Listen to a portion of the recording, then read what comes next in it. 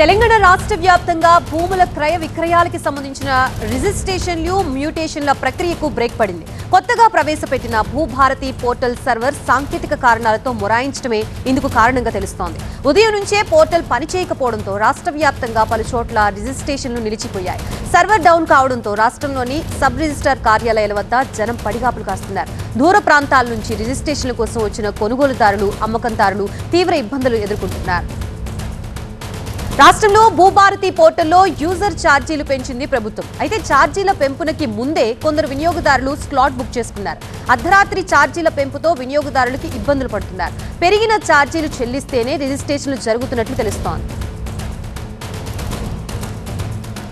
ఇదే అంశానికి సంబంధించి మనకి పూర్తి అప్డేట్స్ అందించడానికి మా ప్రతినిధి రేవన్ సిద్ధంగా ఉన్నారు. రేవన్, సడన్ గా ఈ భూభారతి పోర్టల్లో మొరాయించడానికి గల రీజన్స్ ఏం చెప్తున్నారు? ఇలా ఈ ఛార్జీల పెంపుపై వినియోగదారులు ఏమంటున్నారు?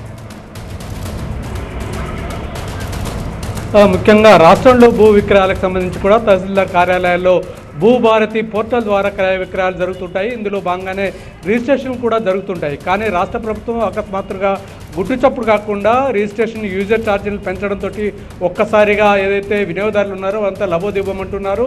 నిన్న అర్ధరాత్రి వరకు ఎవరైతే భూ విక్రయాలకు సంబంధించి క్రయ విక్రయాలకు సంబంధించి స్లాట్స్ బుక్ చేసుకున్నారో వాళ్ళందరూ కూడా ఈ రోజు నుంచి కూడా రిజిస్ట్రేషన్ చేసుకోవాల్సి ఉంటుంది. కానీ ఏదైతే స్లాట్ బుక్ అయిన తర్వాత కూడా ఈ అర్ధరాత్రి నుంచి పెరిగినటువంటి యూజర్ ఛార్జీలు చెల్లించకపోవడంతో తహసీల్దార్ కార్యాలయాల్లో ఎక్కడ కూడా ఏదైతే స్లాట్ల బుకింగ్ అయితే ఓపెన్ కాలేదు, అక్కడ సిస్టమ్ కూడా యాక్సెప్ట్ చేయకపోవడంతో ఎక్కడ రాష్ట్ర వ్యాప్తంగా పూర్తిగా ఈ రిజిస్ట్రేషన్ల ప్రక్రియ, మ్యూటేషన్ల ప్రక్రియ మాత్రం నిలిచిపోయినట్టుగా తెలుస్తోంది. దీనికి సంబంధించి అధికారులు కూడా తొలుత కొంత అయోమయంగా ఉన్నటువంటి పరిస్థితి. తర్వాత ఉన్నతాధికారుల సమాచారం తెలుసుకున్నారు. అర్ధరాత్రి నుంచి పెరిగిన యూజర్ ఛార్జీలు మళ్ళీ చెల్లించాలి, అందుకు ఏదైతే స్లాట్ బుకింగ్ ఉందో దాన్ని రీషెడ్యూల్ చేసుకొని అదనంగా 500 రూపాయలు ఛార్జీలు చెల్లించిన తర్వాతనే రిజిస్ట్రేషన్ ప్రక్రియ కొనసాగుతుందని చెప్పి అధికారులు చెప్పారు. దీంతో ఒక్కసారిగా వినియోగదారులు అయితే అంటే చెప్పా పెట్టకుండా ఒకేసారి ఈ రిజిస్ట్రేషన్ ఛార్జీలు పెంచడం పట్ల, యూజర్ ఛార్జీలు పెంచడం పట్ల కొంత ఇబ్బంది అయితే పడుతున్నటువంటి పరిస్థితి. కానీ సిస్టమ్ ప్రకారం సాధారణంగా